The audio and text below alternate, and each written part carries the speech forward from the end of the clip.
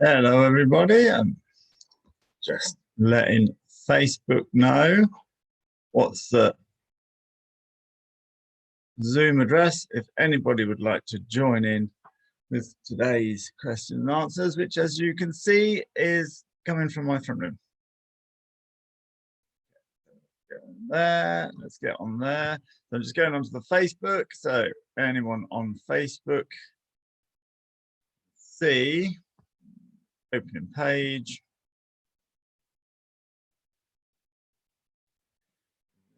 Post. You can shush.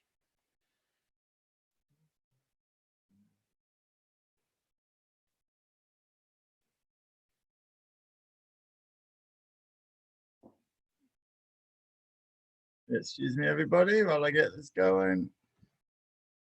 Join me on YouTube live Q and A to ask live Q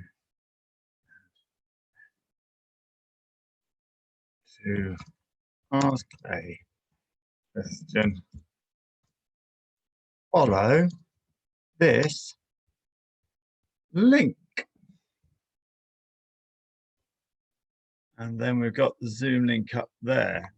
So anyone stuck on Facebook?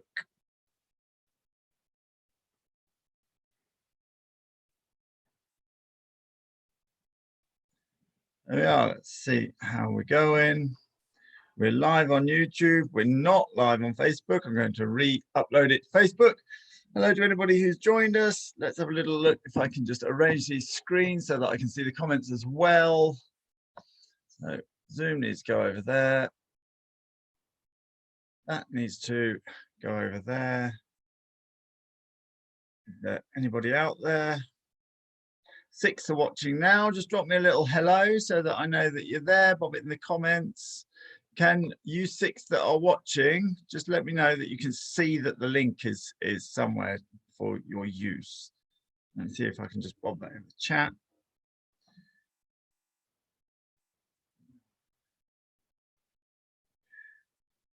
To ask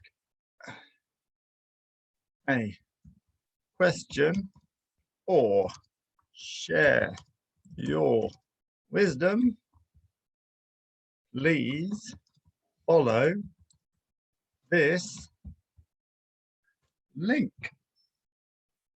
And there we are. If I stop typing now, possibly the screen will stop bouncing up and down, which would be kind of good. Is anybody out there? Can we see anybody there? Welcome to the live Q&A coming from in my front room. There we are. We'll just pop that up there. Okay, so I see some people are in the waiting room. Let's get straight on with the program. Have a little look. Who've we got? Oh, that Malaysian writing. Okay, let's start off with Chai. I hope I'm pronouncing that right. I know.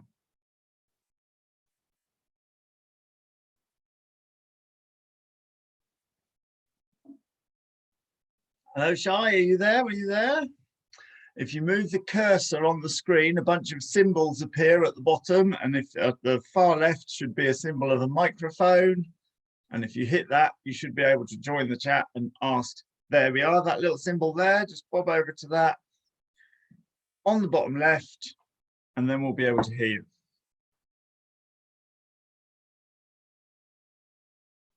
Oh, microphone isn't.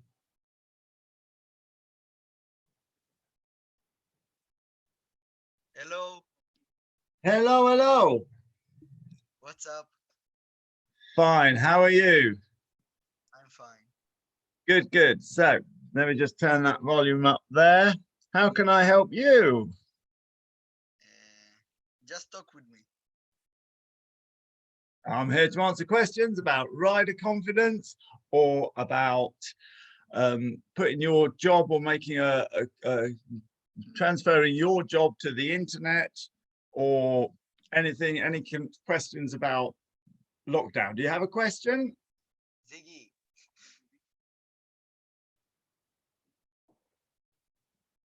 Okay.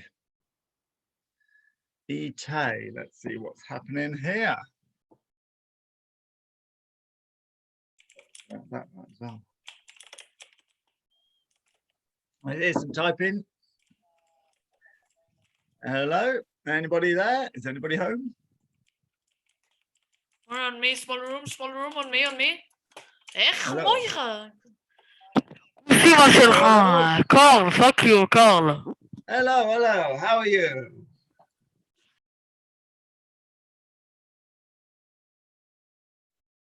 Okay, that's not going super well. Interesting. Very interesting. Okay, if anybody's got a question about rider confidence, the situation with lockdown, or to share your wisdom with your horses, that's what this live is all about. I'm joining you from my front room, which is different. Usually I join you from the arena.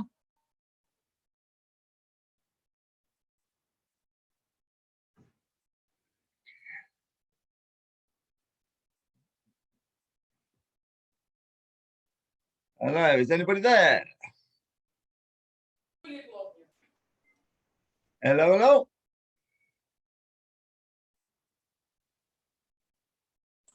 Yo, what's up? What's up for yourself? How are you? I'm fine. Good. How can I help you? Tell me. Okay, I'm going to just depart. So I am a little bit unsure as to what's going on here. So Carmela, let's just see what's going on there. The reason for the Q&As is for Q&A. If you've not got a question and you've not got some wisdom, then just join us and have a little look in the comments. Carmela, are you there?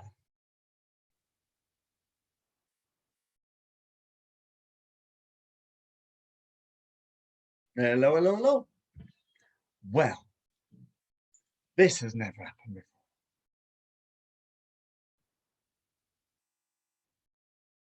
before. Ruth, are you there? Hey! Hello, have you got your audio on? If you move your cursor around your screen, then a bunch of symbols will appear, and bottom left will be a picture of a little stand-up microphone.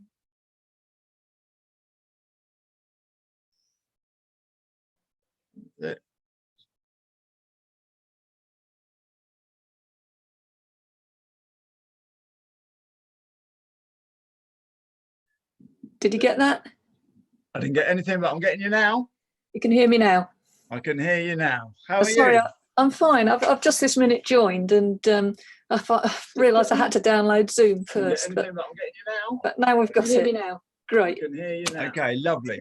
So fine. Ruth, in your background is me playing on YouTube, and it's got a delay. So if you could bob onto your YouTube while you do that and just make that silent.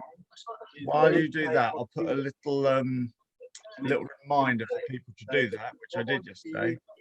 While you do that and just make that silent, please make your YouTube screen muted is the word, isn't it? Not silent. Muted before you come live. Little exclamation. Can you hear me now? I can hear you, and we've got no delayed feedback. How can I help? I'm not sure really. I only just joined, so I know that you're looking at rider confidence. In fact, I went on your course last year. Did you enjoy it? In a way, yes. I don't know. Yeah, I did actually. Yeah. Okay, I did. Yeah. But Usually we have fun. Usually people turn up looking white, like they're going to go to the gallows. And then yes, usually we laugh all the way through. So I've expected it to have had enough fun bits in there to count as fun. oh yeah, it did. I'm not very good with groups of people that I don't know very at all, so I was a bit shy, but I did enjoy it. I mean, I had a horse at the time. I had a new horse, and I was not getting on with her at all, and I found that I was a little more confident riding her. But I did actually sell her at Christmas. So I haven't got a horse at the moment, but I'm thinking of, I don't know whether to get one or not, but I was going to give myself a year off to see what I really wanted. What area of the country are you in?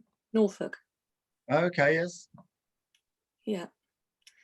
Obviously, I started riding again on a friend's horse. I was riding a Andalusian, doing working equitation, which I thoroughly enjoyed. So it's kind of a new sport. But at the moment, I can't go to the yard or go to the stables. And obviously, if I don't ride, my confidence just tends to drop away. And I know that when I get on him again, I'm going to be a bundle of nerves. I was just getting around to getting on into cantering again and using I don't know, working equitation? Yes. Yeah. Yes, and I'm going to interrupt if that's all right. Yeah. When you said that, my heart soared because it's so good because they give you a series of tasks, don't they? It's like equitation tasks that you need to do on horseback. And the fact that you're distracted for give me an example of one of the tasks. The bull with the vara. The really long pole where you get you approach a cutout bull which has a ring on its between its horns. You have to get the vara through this really tiny ring, and the vara is really long. It's longer than yourself and the horse. You do it. I've been doing it at walk, and then you do it at trot, and you should be able to do it at canter. And then you have to dump the ring in a little pot. The best way to do it is to position your horse exactly right so that you get the maximum O of the ring. Yes. If your horse is and would you agree, because it's certainly the same in horseback archery, is that the intention of getting that little ring and on your little stick sort of is enough distraction that you're not spending your time thinking, what if a pheasant jumps out now? Yeah. Because you're that intensely like, I'm nearly there, I'm nearly there, I'm nearly there. Kick the horse over, get over. Yes, you're absolutely right. And I think the problem I've had with hacking, which I used to do a lot, and I just find I'm much too nervous now, is that you're not really thinking, you haven't got enough to think about. You think about what's that in the bush, what's that over there, what's that coming up now? You also are aware, sometimes horses go out and they're just in the mood to spook. You can see their heads sort of like swinging about, and it's like, this horse is in a proper mood to spook, and there's nothing particular. It's just in that mood. Yeah. I've also seen riders go out in that mood as well, and their ears are on swivels. So when you're hacking, the opportunity to just sit and go, what was that? Is there something behind that hedge or whatever? Is that much larger than if you've got an absolute job that you can get on with. Sorry, I interrupted. Carry on. Yes, so I was getting getting on and going around the block, and the blocks got smaller and smaller and smaller. And when I bought my last horse, she was basically a plod. She was a big old Irish cob, 12 years old, ideal for someone who's nervous, but I managed to freak her out. I don't know how. I think I probably didn't do what you suggested, which was use baby steps to get used to a new horse. I just went out hacking, and she dropped her shoulder, spun round. She spooked at something. I think it was deer. Took me for a gallop across the field, and although I stopped her and I didn't fall off, that was it. I was just a bundle of nerves. So. Such baby steps that you've been on the rider confidence course, and you know we're starting off walking, we're leading the horse, you're just doing some exercising on the horse just to get used to the fact of moving around, giving yourself permission to move around. And then if you've also seen our show, the finished product, 10 years down the line, Yeah. we're doing exactly the same thing, but we're coming such microscopic steps that I can't emphasize it enough. So Yeah. people say, oh, I wish I could do what you do. Well, you could, but you have to break it down into these tiny, tiny microscopic steps. Mm. But on the plus side, there is a positive out of this. So you go out on your horse and you take too big a step, and then you take a knock with your confidence, your horse takes a knock with the confidence, then you've got to do something about it. So you put back 6 months or a year, and that's a pain. But Yeah. you work through that, and this time you've learned your little lesson, and you're doing your bite-sized steps. And at the end, you won't be back to where you were. You will be a better horse person for having had that experience. You will never make that mistake again. Yeah. You will always err on the side of caution and say, well, let's just make sure before we start picking up our garrocha, or whatever you call the stick, you call it something else. Vara. Before you pick up your vara, or before you go for the ring, let's just make sure that the horse is fine with the ring sliding down the vara. Mm. Or, you just make sure of those tiny, tiny bits and arrange everything. So you will end up a better horse person with a better way of training horses, being with horses, and you're never going to get back to the rider that you were before you lost your confidence. You only have the option of becoming a better version of that person. Right. So although it's a negative we all have to go through. Everybody's made that mistake, and you're going to come back better. Does that make sense? Yes, I think I thought because she was a 12-year-old, it would just be right. She's already made. I can just get on and do it, because she's been hacking before. I knew she'd done. I've done the same mistake myself. It's just called a mistake. Yeah. I bought a horse, and it's like, oh yeah, grandma rides him. And Yeah. I thought, oh, grandma rides him on a hop to do a photo shoot, chucked a load of stuff on it, load of costume or whatever. It was like, oh, right, let's go here. Went into the photo shoot, out of the photo shoot, round and round and round. And it was like, I made a proper mistake there. Yeah. A Yeah. real error. And it was right. Grandma does ride him. It was Jupiter. Jupiter's the bestest horse. Mm. But it was a mistake for me just not to check. If I'd have just spent 2 20-minute sessions before making sure, I'd have realized I can do this in the photo shoot and I can't do that in the photo shoot. Yeah. But no, I had to go in. But from that experience, I'm now here talking to you going, this happens to everyone. It's just called a mistake. It's not, you haven't got a past to beat yourself up about. Your past is literally there to learn about. And that's why we're in a position to speak to somebody else who says, oh, I've got this new horse. I might just go out on it, see how it is. But no. You need to know how it is. Yeah. And see how it is. Because if what it is bad, nervous, then you're going to find that out. So you need to absolutely know. And all these experiences make us the horse people that we're going to be. The door. Yeah. Shut the door. Lovely. So you've got a little question here. Someone wanting to know what a working equitation is. Do you want to just give an explanation?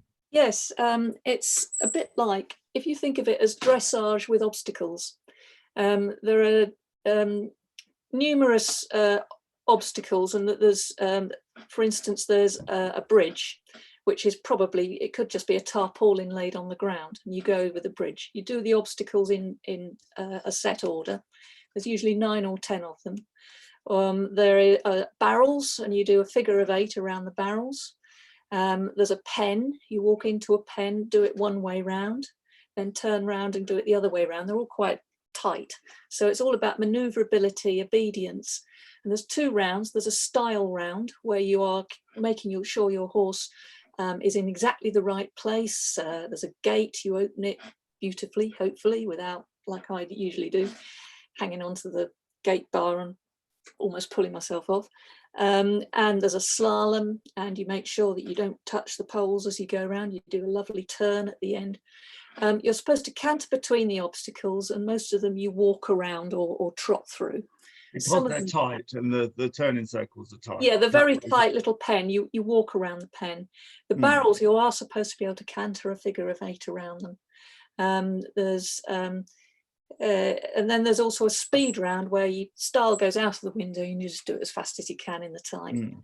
And there's also part of it is a dressage test as well, which is slightly different to the British dressage. There's a few moves in it that they don't have in the British dressage test. But to be at the advanced or medium levels, you are expected to ride one-handed, so you can do the obstacles with your other hand. In practice, you cannot ride two-handed and do the obstacles. So it really is about manoeuvring the horse and being able to ride quite confidently with one hand and an obstacle or a pole or something in the other hand, or a jug of water or whatever. It is absolutely great fun. Really. So the riding with one hand, yeah. Do you spend some time, therefore, well, teaching yourself to ride holding with the right hand and holding with the left hand, because the obstacles are going to be on both sides? You have to ride with your left hand, and you have to use the right hand to do the obstacles. If you do it with there's your left no hand, obstacles on your other side. no, you have to make sure the horse is in the right place. There's a red and a white pole, and the red is always on your right side. So you have to go into the obstacle from the right end. But you always ride with your left hand and use your right hand to do the obstacles, carry the varra, open the gate, lift the jug, that kind of thing. Some places where you go over a bridge, which is quite a narrow little thing, and over a little wooden bridge, it might be best just to put 2 hands in to keep the horse really straight. But and are you happy riding with one hand, or is that a skill that you had to learn in order to do the? I used to drive, so it was always one-handed, left hand on the one hand on the reins, the other hand on the driving whip. So it wasn't too much of a transition for me.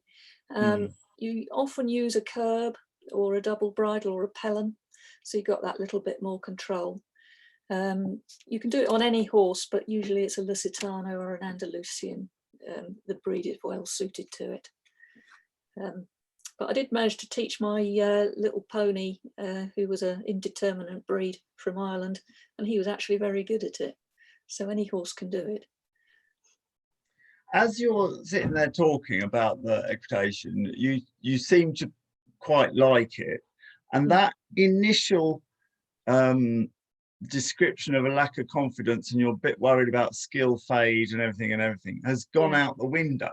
You sat up and you started talking faster and nicer, and I think that if you can tap into that, those worries about skill fade and such like, I think they'll just disappear if you just tap into the. I've got a little phrase that says the what. If the why is big, why are we doing it? And your why in this situation clearly is something to do with either sport or maybe just the working equitation or the practicality or something. There was something in there, as you described that you really enjoyed.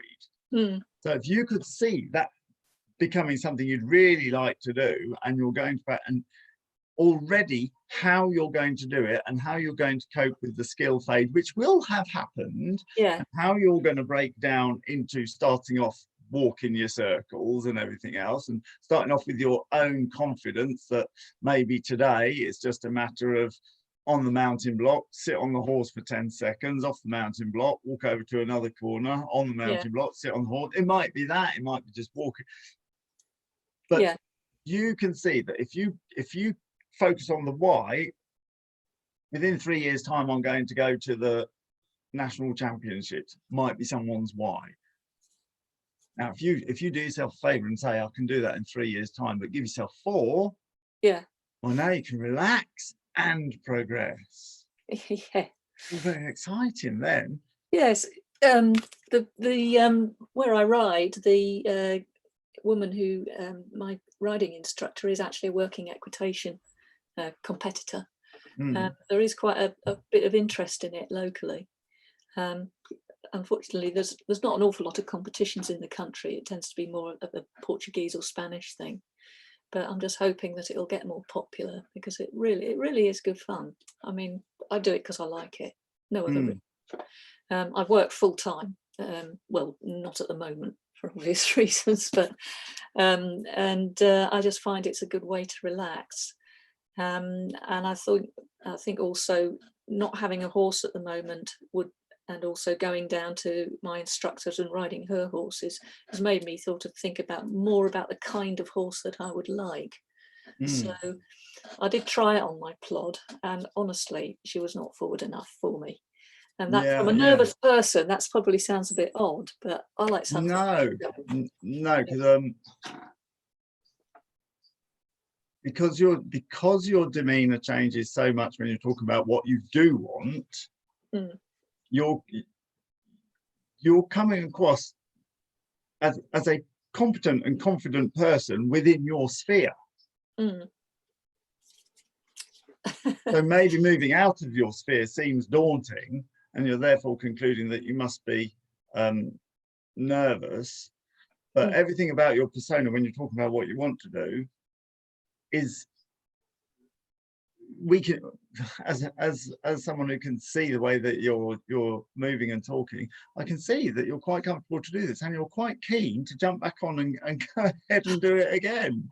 Yes, unfortunately, being in the position we're all in at the moment is very frustrating. I mean, well, this is it, and this brings me into a very nice lead in. Thank you very much. That I've got a May Day surprise coming up that everybody needs to be aware of. Keep your eye on your email inboxes for exactly the reasons that Ruth's just said.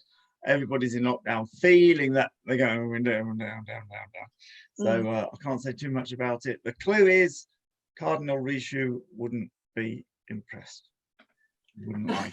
So there you go. So you can look forward to the May Day surprise. What's the date now? The 28th. Not long to wait now. And yeah, marvelous. Lovely. Anything else I can answer or chat about, or are you happy? Well, I think it's just interesting talking to someone about it who doesn't know me at all. Well, you might have remembered me from the course I came on, but that was... Obviously I remember faces, but I can't remember what conversations we'd have had. No, I didn't speak to you, I don't think, at all. So okay. Yeah. But yeah, the confidence course was interesting, because you're learning to do the things you're most afraid of, which is falling off. And a horse being all over the saddle on a horse. Normally, I'm very, very wary of shifting my position. I like to stay absolutely there, because I think if I lose my seat, I did have a nasty fall a few years ago and came off and ended up in hospital. And it was because I lost my seat. And I think learning to lose your seat and realizing you can shuffle yourself back on was quite valuable. But as well as that, you've also got, after you've had an incident or an accident or a negative experience, you're then surrounded by people repeating to you, you really mustn't lose your seat. Don't lose your seat again. Yeah. How do you feel getting on it again? And the whole attitude of people around you is that you really need to stay still. And if you have that enough, you're then absolutely rigid in the Charlotte Dujardin position, which is all very good. But as soon as the pheasant jumps out and you're a little bit skew with, you find yourself absolutely stuck. So you have a shock because you've fallen off. A bunch of people turn around and the first thing they do is make it worse by saying you were lucky your head didn't come off. You were lucky you weren't dragged is a brilliant one, because when you've had a shock and you're looking for some sort of voice of authority to get you out of this potentially dangerous situation, and the only voice of authority says, why don't you imagine yourself being dragged over the land? Yeah. And that is literally what hypnotists do. They provide some sort of shock, flick, or flashing their hand in your face, and then they proceed with their hypnotic induction. So some sort of shock, and instead of a hypnotist saying sleep, you've got someone in authority saying, imagine yourself being dragged. There was a lot of that. Yeah, there was a lot of that. Oh, there was. How interesting. She's not the horse for you. Well, she wasn't actually, but not just for that reason. And something like, you know, I lost 3 weeks work. Think about what that did. My mother was in bits. That's mothers though. But no, And, no, it's mothers with horses. Because if she you've hasn't done, got a horse. you have though, it's mothers when they're thinking about horses. Because if you'd Yeah. have done the exact same injury in the shower, Yes. nobody would have turned around and said, it's not the cleaning system for you. Yes. Ooh. Well, Don't you think it's time you gave up showering? They just don't. They're just like, oh, you've had an accident. Oh, and then it's just, are you back at work yet? mm, You could do the same injury in a car, and nobody Yeah. will Yeah. go on that you should be feeling that you can't get back in a car. mm, Just people with horses. yeah, I did get quite a bit of that, and I think You wouldn't have got it if you were professional. If you worked in any of the professional industries, if somebody falls off who's training for the Grand National, or Yeah. falls over who's pulling logs out of the woods with horses, or something, and has the exact same injury, not one person would sit there saying, "Isn't it time that you gave up?" They'd Yeah. say, "Well, you'll have to come back in June, and we're going to have to do double shifts to get these logs out." Mm. If you work Yeah. professionally, nobody speaks like that. And the professionals should know more than anybody the dangers or safety of Yeah. horses. I think the profession I work in, I'm in the construction industry, and the health and safety thing is really very, very up front. And if anyone has an accident, it has to go in the book. There has to be an investigation. This, and this. It's very rare that you get the attitude, "Oh well, it was just a cut. It was just a fall. It was just X, Y, Z," which can be. Yes, but It gets your mindset different, I think. the investigations aren't conducted in a negative mindset of "I told you so" and we're lucky. They're conducted in a, what can we do in the future to make sure this doesn't happen again? Almost as if they're expecting people to continue construction industry. Of course, people are going to continue in construction. So what can we do to make sure that that doesn't happen again which is exactly what you did on the rider confidence course. What can we do to make sure that when you fall off, you're safe, that when the horse rears, you're safe? Yeah. All day long, we think about the negative, but we're changing the what if into the if then. You're not sitting there going, "Oh, what if I fall off? What if I fall off? If I fall off, then I'll pull my arms in and I'll roll." Yeah. Yeah. And there we are. And that's exactly how, once you fell off because you lost your seat or whatever, you could think, right, how can I make sure that doesn't happen again? And definitely think about it, but thinking about it in a solution focused way is totally different to just thinking about it or dwelling on it as if it was a negative thing that is going to happen again and there's nothing you can do different. And I think well, she bucked me. She was bucking, basically fly bucking. I think I'd managed to stay on for a bit, but that was it. Swapping the horse for one that's more suited to you is perfect. That's absolutely perfect. What can I do? Well, I can swap that horse for a start. And now here you are on your cob, which is a bit too slow for you. Maybe I sold her up in future. I sold her, so there we go. There we go. Yeah, because no, she wasn't the horse for me either. For the working equitation, she's not forward enough. So lovely. Yeah, great. Thank you very much for your question, and it's been absolutely lovely talking to you. Yes, you too. Thank you. Pleasure. See you later. Thank you. There we are. Okay, we've got Sarah Bird. You're waiting in the waiting room. I don't know what the waiting room looks like. I imagine it's just a blank screen. Hi, how are you? Hi, I'm all right, thank you. Nice to see you again. I'm back, yes. Yeah, just I was only a question that popped into my head really watching the previous lady, sorry I missed her name, about horses and personality types and what your view is on the right horse, the right person, and how essential that actually is versus the problem being within the person. And as that lady said, she even found that at one point her cob was was affected by her nerves. So how much do we put into changing horses, or how much more important is it that we change ourselves? It's a question that comes up quite a lot. You've got two choices. If the horse isn't for you, you've got, or if you and the horse isn't a good match, usually it's the horse is too hot or too responsive, but sometimes the horse is too slow.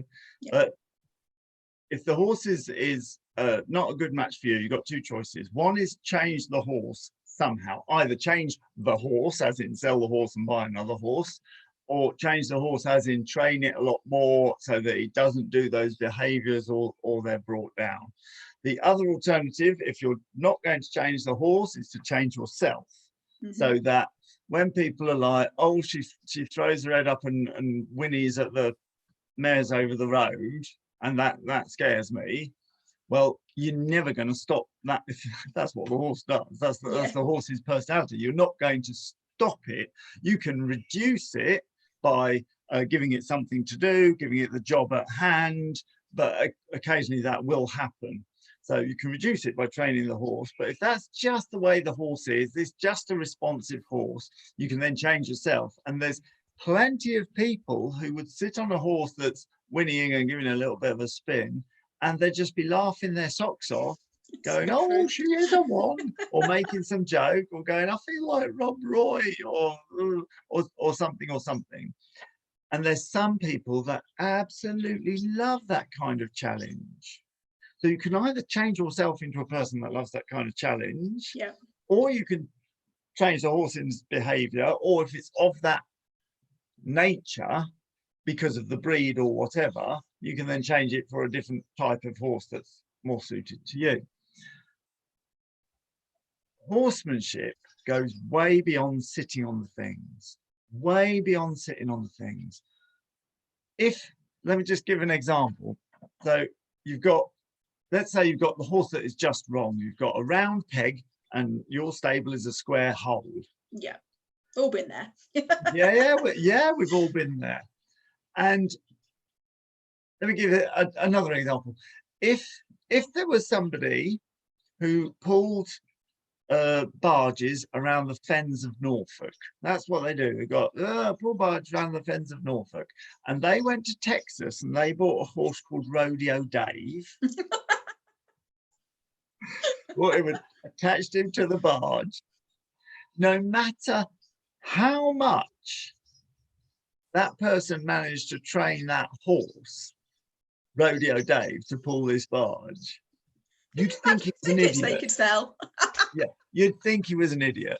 It'd be, no one would say, oh, he's a great horseman. Look at the way he's got that rodeo horse to pull that barge. You'd just be like, he's an idiot. Yeah. He's good horseman. He's no horseman at all. Who on earth?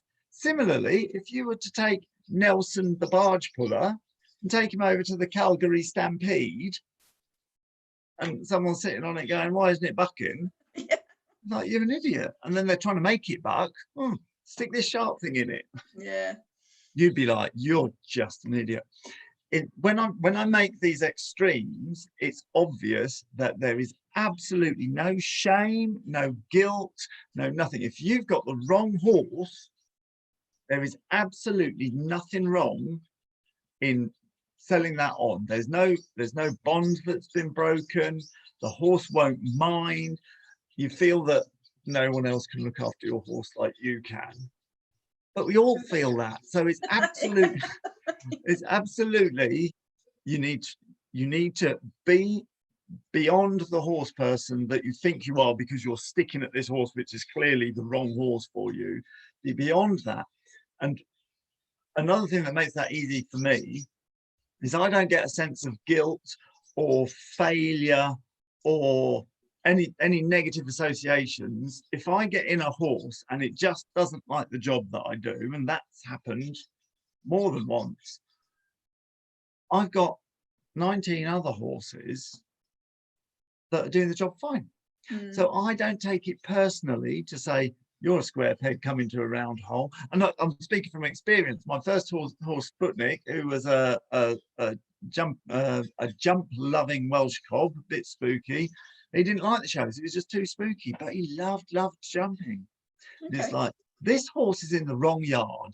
And although I loved him very much and I'd taught him to bow and to do all sorts of tricks, and everybody was like, oh, Carl and Sputnik, Carl and Sputnik. And everybody else was like, you can't sell Sputnik. It was like, I can, because I've got 19 other horses that do it perfectly, and he'll be happier over there.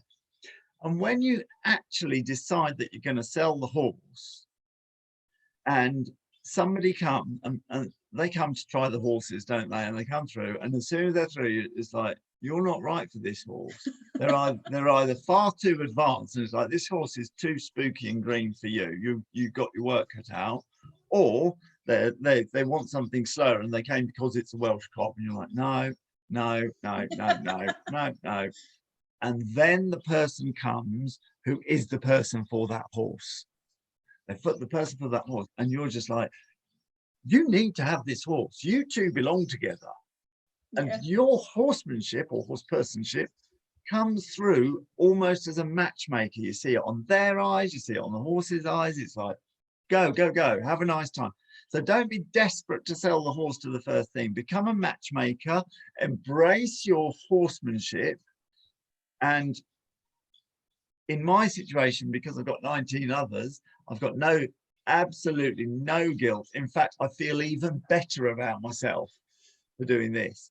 But I fully understand that if that was my one horse, Yeah. well, because I've had the experience of having lots of horses, I would carry that with me, that there's absolutely no guilt. Absolutely no guilt. I might be a bit sad that it's gone if it's my one horse, but I'd be even more happy that it's gone to the right place with the right person to do the right activities. But I fully understand when people are like, I can't sell this horse. And it's like, that's because it's your one horse. I promise, if you had 19 others, you'd sell it like that. You would still love it. You'd still have the bond with it. You'd still make sure it was absolutely fine. But you'd put it in the right place. Yeah. That's a nicer thing to do. No, that's a fair point. It's Super. interesting, isn't it? It's interesting to weigh up with that side of things. As I've got two, so I've not. I was going to say, you've got a lot of rosettes on the. Yeah, most of them are from my old horse. To be fair, there's my big lad who's sort of retired now. But yeah, him and said my any number of horses, I'd have believed you. Yeah. Yeah, the young one's got it. You can't see them because they're behind you, but he's got his own wall. And what do you do? Dressage. Oh, lovely. Yeah, that's nice. So for me, forward is important, but however, trainability is far more important. And the young one went through a sticky page last 6 months, where he was, I can't go forward. And I think it's growing and it's finding new ways to use his body and all those things. And all of a sudden, in the last 3 months, he's just flicked a switch and he's lovely and off the leg. And I've gone from thinking, oh my God, am I going to have to look at a warm blood or something like that to get half past, to get up the levels a bit more, because we can't do it if we've not got the petrol behind us. Yes. To suddenly having enough go that I've been able to introduce half past to him. Only baby steps, but stuff I never thought I'd be able to do with him. So yeah, I guess that's kind of slightly self-motivated question is to say that it's not always, I guess, about changing them, although that can and may even possibly be a future thing for me. I don't know. You don't know what future.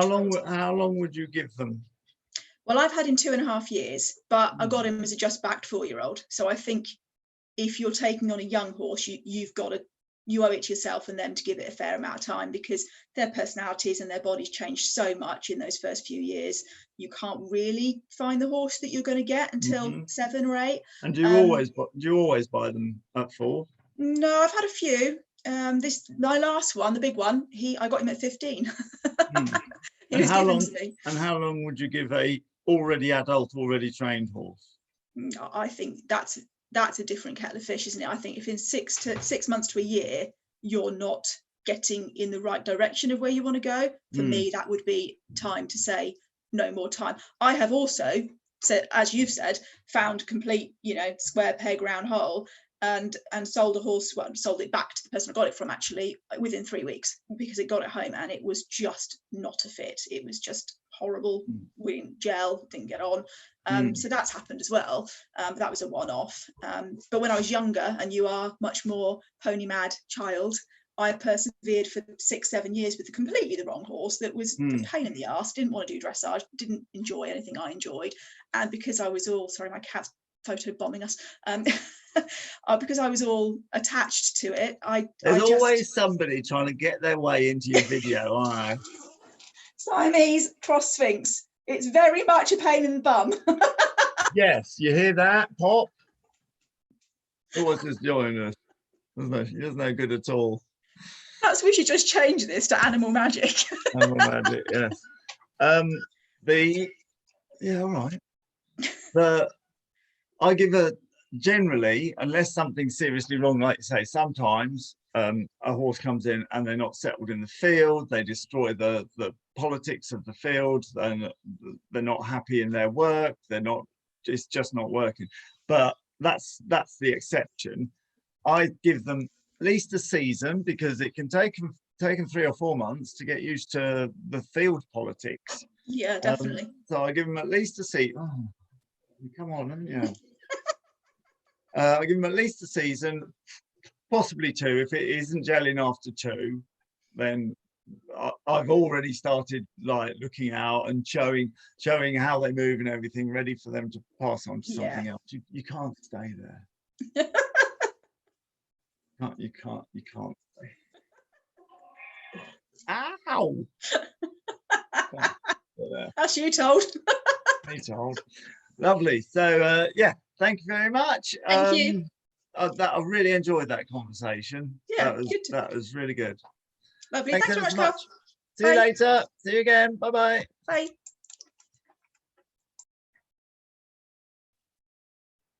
Super conversation. That was marvelous. If you would like to ask a question, if you'd like to join the broadcast, please do. Don't be shy. This is something that we've got to get used to. This is the modern world. I'm going to be doing this a lot. I'm going to be doing it at 11 o'clock every day. For any questions that you've got, I'll be doing a Facebook. Oh, you're back again.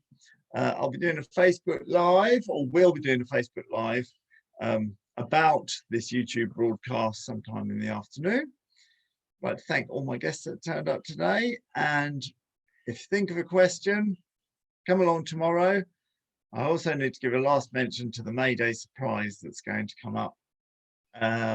Cardinal Rishu wouldn't like it, is your clue. And leave that there.